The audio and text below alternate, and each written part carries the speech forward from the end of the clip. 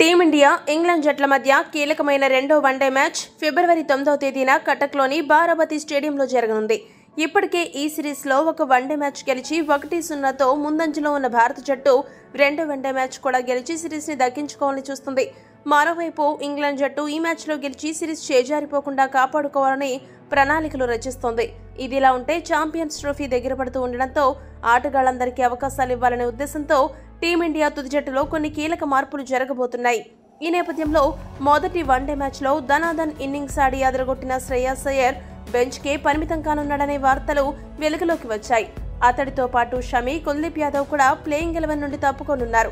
వారి స్థానంలో హర్షదీప్ సింగ్, వరుణ్ చక్రవర్తి బరిలోకి దిగుతారు. అయితే శ్రేయస్ అయ్యర్ ఇలా బెంచ్కే పరిమితం అవడం వెనుక మరో షాకింగ్ అంశం కూడా ఉంది.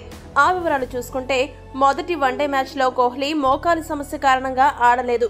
ప్రస్తుతం కోహ్లీ ఫిట్నెస్ బాగానే ఉండడంతో అతడు రెండో వన్డే మ్యాచ్లో తప్పకుండా బరిలోకి దిగబోతున్నాడు. అయితే కోహ్లీ జట్టులో చేరితే జైస్వాల్ని పక్కన పెట్టడం ఖాయమని అందరూ భావించారు.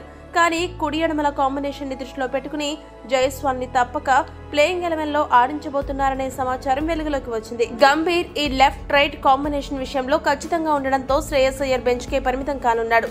మొదటి వన్డే మ్యాచ్ అనంతరం మీడియాతో మాట్లాడిన శ్రేయస్ అయ్యర్ కూడా వాస్తవానికి తొలి వన్డేలో తనకి స్థానం లేదని, కోహ్లీ గాయపడిన కారణంగా రోహిత్ భయ్యా నుండి పిలుపు వచ్చిందని, కోహ్లీ తిరిగి వస్తే బహుశా తాను బెంచ్కే పరిమితమయ్యే అవకాశాలున్నట్లు తెలియజేశాడు. అంతేకాదు తొలి వన్డే మ్యాచ్ ని గమనిస్తే లెఫ్ట్ రైట్ కాంబినేషన్ ని కొనసాగించడానికి అక్షర్ పటేల్ కి బ్యాటింగ్ ఆర్డర్ లో ప్రమోషన్ ఇచ్చి బరిలోకి దింపడం జరిగింది. ఇక్కడే అర్థమవుతుంది గంభీర్ ఈ విషయంలో ఎంత పట్టుదలగా ఉన్నాడో. కాబట్టి రెండో వన్డే మ్యాచ్ లో కోహ్లీ రాకతో జైస్వాల్ కి బదులు శ్రేయస్ అయ్యర్ ని ప్లేయింగ్ 11 నుండి తప్పించనున్నారు. మరి మంచి దూకుడు మీద ఆడుతూ ఫామ్ లో ఉన్న అయ్యర్ ని కోహ్లీ కోసం పక్కన పెట్టడం సరైన నిర్ణయమేనా? మీ అభిప్రాయాన్ని కామెంట్ చేయండి. మరిన్ని అప్డేట్స్ కోసం మా ఛానల్ ను సబ్స్క్రైబ్ చేసుకోండి.